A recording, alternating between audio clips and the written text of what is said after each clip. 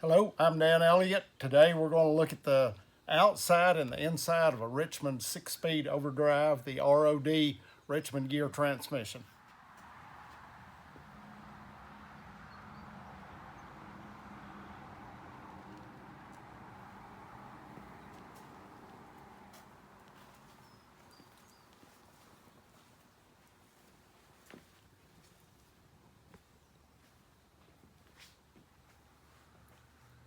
As you notice, I've got this in a fixture. I've got it laying over on its side so it exposes the shift levers and the tapered pin for reverse. This pin has to come out, enable the shift cam to move over so that we can remove the tail housing. But at this point, we have got the tapered pin exposed to where we can get the pin out. At this time, you could mark your shift levers. If you're not sure which way they go back on, you can mark your levers however you want to do it to denote the outside of the lever and which shift cam it goes to, because you've got the 1, 2, 3, 4, 5, 6 and reverse. And this is the reverse backup light switch, which I highly recommend that you remove before you try to get the tapered pin out. I've already had this pin out, so I'm going to leave it on for just now so that you can see how this operates once we get the tail housing off. But what I do is these tapered pins, sometimes they can be really hard to get out of these tail housings.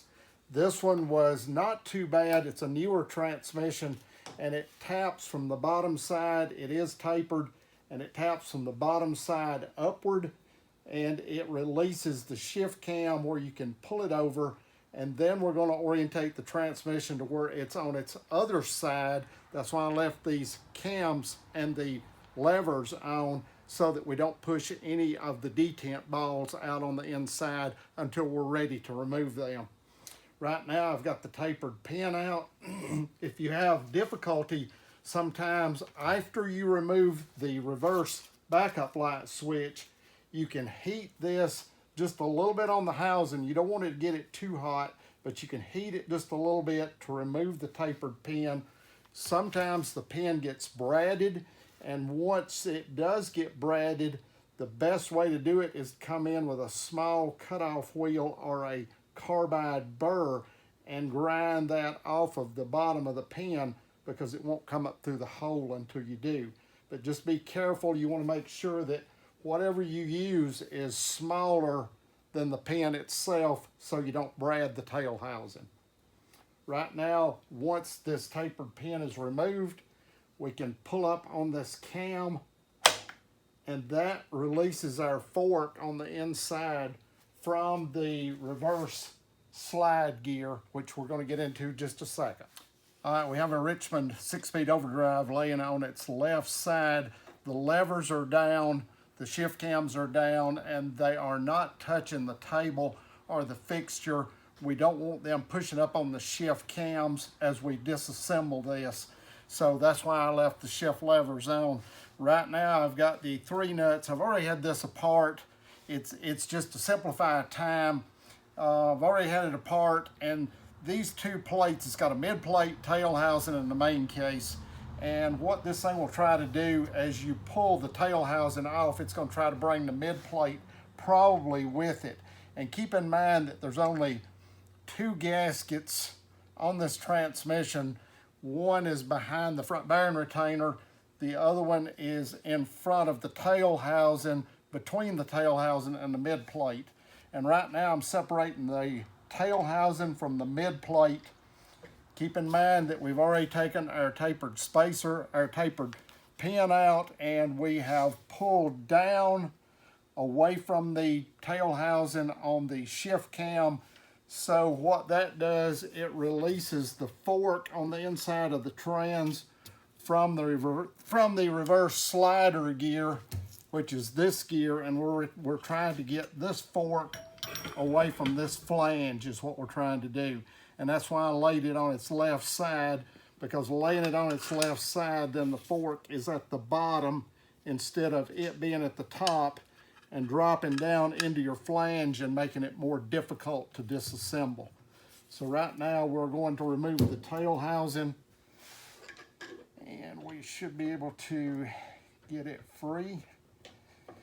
And it has two other gears besides the reverse slider.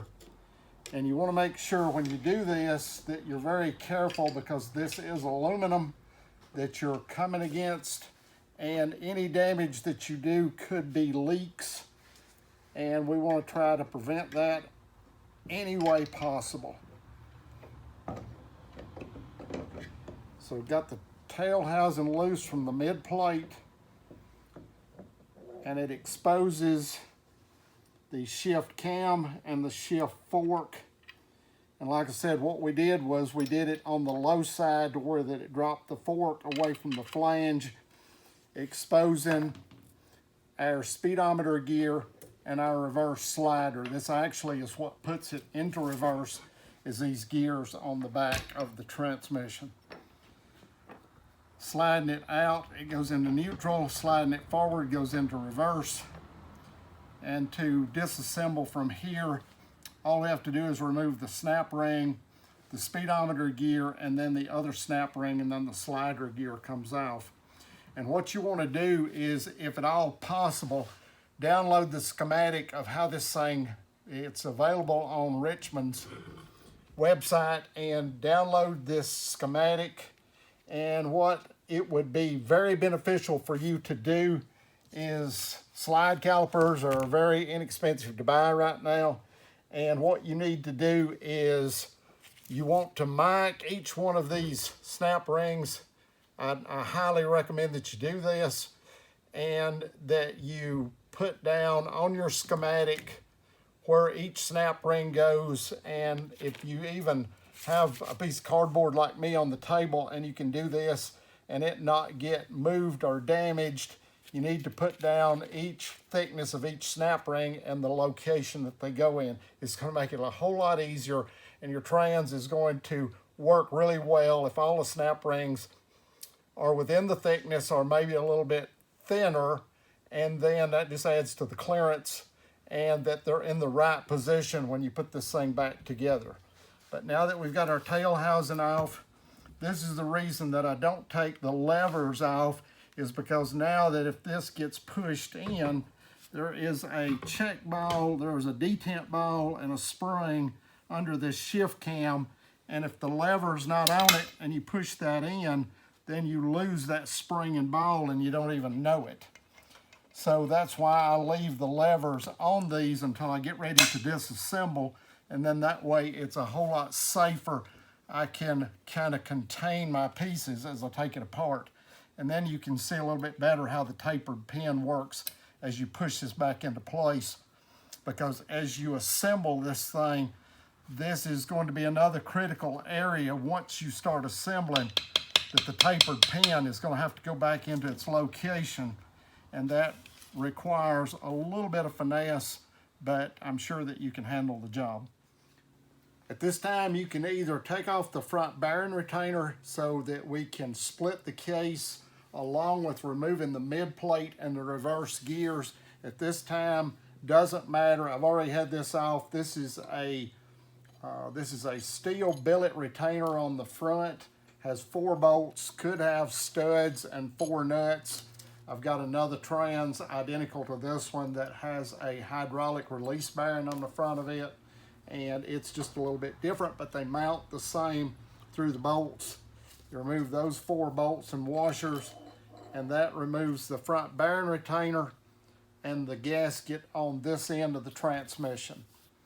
And keep in mind that on this end of the trans, you notice you have a drain hole, and for different transmissions, keep one important fact in mind, that the drain hole can be bottom or top. I've seen them both locations depending on what brand transmission it is, but just make sure you note what location. This one has a drain hole in the bottom, and the slot where the fluid comes down and drains back into the trans is the drain slot is at the bottom of the retainer. Just notice when you go back on that will be important to note. And one very other important thing you could do at this point in time is, depending on your application, you could have a Ford, Chevrolet, Mopar, you could have just about anything, or something that you have customized yourself. you want to make sure that this billet retainer is the same diameter as your bell housing is, so that it fits. If your bell housing may already be in the car and you're going to put the trans in, you want to make sure that this diameter is the same, few thousandths clearance, but that this is the same diameter as your bell housing, and that the snout on this front bearing retainer also fits either your throwout bearing or whatever application you have for the front of your trans, that this is the right size snout and this is the right size on the base of the retainer. Also, it'd be important to note too in how deep this goes into the bell housing. I've seen some applications where the snout on the front bearing retainer is actually too long and it hits the clutch disc, pushing the disc forward, and it kind of locks up the disc as you bolt the transmission in. So on your dimensions, just make sure you check everything and make sure it is your application, as well as the size of the splines for your disc, as well as the pilot is on the front of the transmission, that it fits your pilot bearing in the back of your engine. And also too, one other note is that you check the length of the pilot to make sure that it's not too long. Some transmissions have a longer pilot than others, and it could actually go into the back of your crankshaft, push the crankshaft forward and lock up your engine, or do damage to the main bearings, and you definitely don't want to do that. All right, I've removed my snap ring, my speedometer gear that was on the main shaft, and the other snap ring that holds it in place. I've marked both of them so I know what dimension they are, and that allows me to bring the reverse slider gear off the shaft. And this is what the fork engages in, is the flange on this reverse slider gear. And what you're trying to do whenever you take it apart or put it together is get that by that fork, and you're trying to move it to the side to get enough clearance so that your gear is left on the main shaft, because your speedometer gear has the snap rings and will not allow it to come off. And also keep in mind that the tapered gears on this matches the tapered gears on the idler, so that when you go back together with this, you don't put the idler in backwards, which you can do. The slider gear comes off the main shaft. The idler gear comes off the little idler gear pin, and it has a pair of Torrington bearings on the inside of it. And also it has a thrust washer on each side of it, one, and it may stay in the tail housing and it may not. And this one is in the mid plate, and just make sure that you know these are here and you don't lose these. They usually stay in place pretty good. This one we may have to get out once we get the mid plate off, but you can leave the little cluster reverse gear on the cluster shaft at this time, because the mid plate is large enough to bring that through the bore of it. So like I said, I've already had this apart, and this was siliconed to the main case, and that's all you have to do when you put it back together. And then this exposes the 3 studs, or 3 nuts and washers, and 1 bolt that goes in the bottom of this. And this allows us to remove this thrust washer. Remove this thrust washer. Like I said, just be mindful that you don't want to lose this. And this one and the one in the tail housing should be identical in widths. You can mark them. Should not matter which one goes in what position. They should be identical. So you can put one on one side or the other. The Torrington bearings in the center, and the tapered teeth go to the rear of the transmission, so it mates up to the tapered teeth on the reverse slider. And this allows us, we've already got our bolts loose on the main case where we can split this. And when you do this, be careful that you use a large enough whether it be a large screwdriver, you don't want to do damage to these case hives. So when you come in to split this, it's silicone together, and there's also and we'll show this in just a minute, there's a cover in the front of this that covers the bearing on the cluster that I'll show you it once we get it out and what pocket it sits in. But right now we've got everything exposed. We've got the front bearing retainer off, we've got the mid plate off, tail housing, everything is free and clear to where that we can lift the side off of this. But like I said, keep in mind you don't do damage to this side of this trans by doing something, driving something in it like a chisel or a screwdriver or something like that. You want to come off of this very carefully. And this exposes the right height of your transmission, which is just the height of the trans. It's got the bearing supports to where it supports the center bearing and the cluster, the end of the cluster, and the main shaft. And you can see it is a very beautiful piece. So we'll lay this right here. And this exposes the insides of our 6-speed. And then this is the cover on the front that covers up and seals up the trans so that you don't have a gigantic oil leak in the front where the cluster bearing is at the front. And then we will further show you the insides of this thing and move on with the disassembly. All right, this is the tail housing off our 6-speed. As you notice, I've got the reverse gear off of the main shaft, and I've got it in here where, just wanted to show you when you pull the tail housing loose from the reverse, what you're trying to do. I'm just giving you an idea of what you're trying to accomplish here and why I turn this thing on its side to make it easier. This is the reverse gear, and you're pulling the tail housing from the reverse gear when it's in the transmission. And this is what you're trying to do. There's a flange on this reverse gear and a fork in here that slides into the shift cam that mates together. And what you're trying to do to give clearance here is, remember we talked about the taper pin in the side and how to remove it, because I remove it a lot of times. I'll remove some applications have a reverse backup light switch, some don't, but I don't want to do damage to it. And I'll remove it, and it exposes the taper pin better. And I can come in and tap this taper pin with my hammer. I can tap this taper pin and remove it. Sometimes I have to add a little heat, and when I do, I'll add a little heat in this area, in this small area right here with just a little propane torch.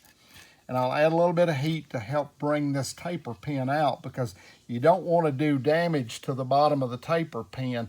You want something softer than the pin to tap the bottom of the pin and get it to come out of the side of the case. Once you do that, then as you are pulling this tail housing off, that allows you to pull this cam over to the side. And you'll notice in the bottom, you can see the detent ball that engages into the shift cam, and there's a spring under that. So keep that in mind, that you don't lose these pieces as you bring this thing apart. But once you bring it over, that helps you to release this gear when you pull the tail housing from the rear of the transmission. And as we go back with assembly, we're going to reverse this process, but I'll show you more about it then.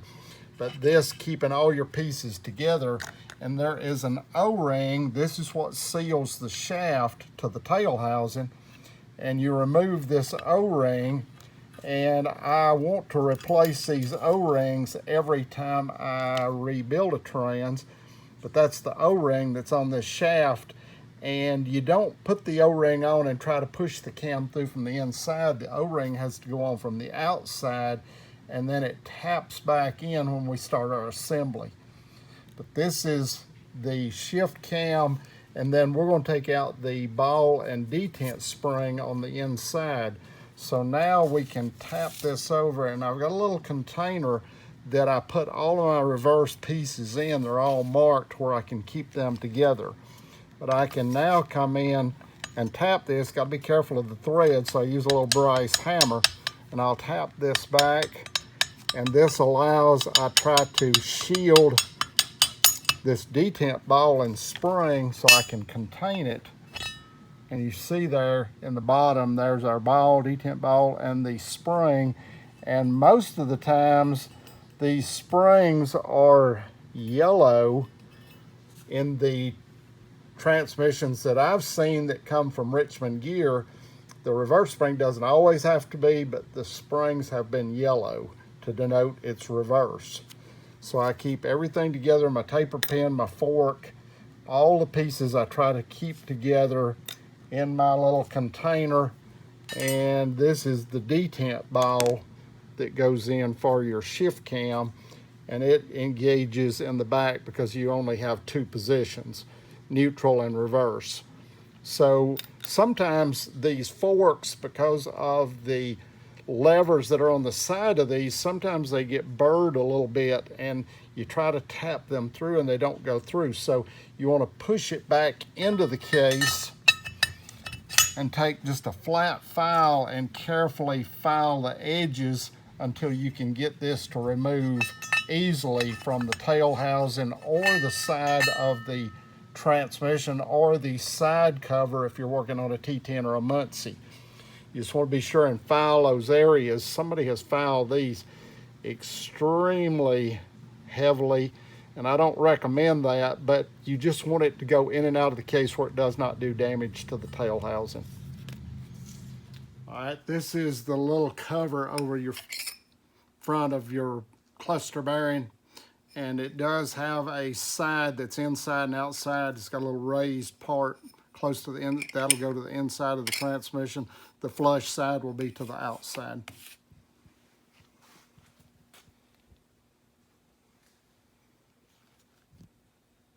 All right, this exposes your main shaft assembly and the cluster shaft assembly, even with the reverse gear on the cluster.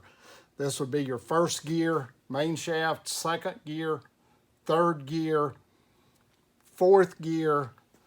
Fifth gear is a lockup where you lock the input to the output and it's straight through. That's 1-to-1. And then this is sixth gear, which is your overdrive gear. And this is your synchronizer assemblies.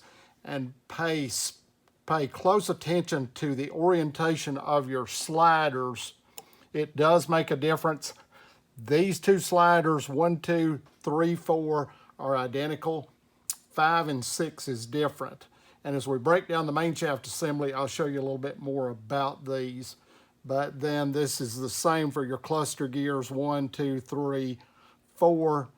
5 is straight through the main shaft, 6, and then your input set, which denotes your gears for your first, second, third, fourth, and sixth, and then reverse. So this is the inside and 26 spline GM input, 32 spline GM output. This is pretty standard, and it's a standard ratio. There were standard ratios for these things, but there were options, and you're getting ready to look at a chart of those.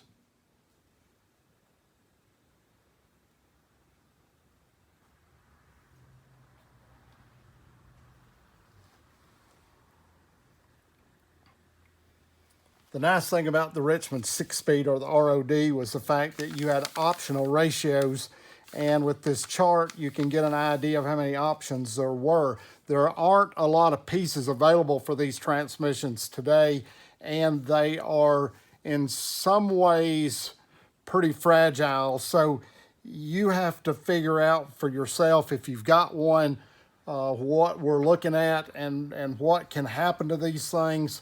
And I'm going to show you a gear set in another one that I'm working on, what happened to it. But also, too, that these things are marked on the top side as far as what input assembly it had in it and what overdrive it had in it. And the standard ratios that were available for 2 different ratios of transmissions.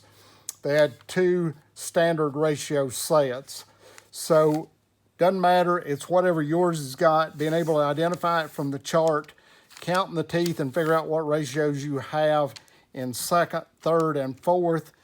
Usually the input and the sixth gear is identified by the markings on the trans, and then everything else you can figure out. The only other question becomes is, has somebody been in this transmission before, or is it a transmission that has never been into? This particular transmission hasn't been into, and I've got the transmission internals transferred over into the other half, and I'm going to show you the forks and the cams in the bottom of this so that you can get a better idea, because at this particular point in time, you want to make sure before you remove anything that you take lots of pictures, good pictures, and you can mark them to where that you know where the pieces go back, you know where the locations are, not only for the synchronizer assemblies, but the gears, the bearings, the snap rings, and so forth. It is very critical that you do that. And right here, it's exposed the forks for the 1-2 shift, the 3-4, and the 5-6. And notice that the 5-6 fork is different from the other two forks in the transmission. So as I say, get you an electric pencil, do some marking, but keep in mind also that if you mark the gears with an electric pencil and your synchronizer assemblies so that you can get the orientation of the hubs to the sliders back in the same location, that if you send these gears off to have them rim treated or polished or whatever you plan to do, make sure your marking is deep enough to where that doesn't get taken off during any of the processes you're thinking about. So you might have to get you a cartridge roll and a die grinder and mark the locations of these, as well as the orientation of hubs to sliders. But also too, you can see in the bottom of this, you can see the shift cams for 1-2, 3-4, 5-6, and you notice that the two on the ends look identical. They're just kind of left and right, or bottom and top, and then the center one, but at least you know the location, because if your transmission is used, you need to go ahead and pop these out and put the shift cam seals in there, which we're going to do that in one I've got over here. And I'm going to show you the detents and the springs and the interlock, excuse me, the interlock pins that are inside these. So you want to be very careful, because you've got several things that these transmissions were pretty much all hand built. So you may or may not have a standard piece. It might have been tweaked just a little, and you want to make sure that all the parts and pieces go back into the location they came from to make sure that this thing shifts the way it's supposed to when you get done. All right, this is why it's very important for you to check these transmissions really well, because when I say they're fragile, they are fragile. As you'll notice in the video, you can see the cracks in the root of the teeth of this second gear cluster gear. You can see the cracks with the naked eye. And sometimes you can find this by rolling the transmission, and it will kind of stick at a particular point, and you have to use more effort to roll it through it. This is how I found it on this one, was because it got to a certain point and it didn't want to roll too well. It kind of stuck. And in the car, it made a noise much like a bad bearing would make. So upon further inspection, I saw that the teeth were cracked on this second gear. And the bad thing about this is that this gear has not been made yet and have not been able to find one. So you may or may not be lucky enough to get parts for your gearbox, but this particular one, unable to find a second gear for it.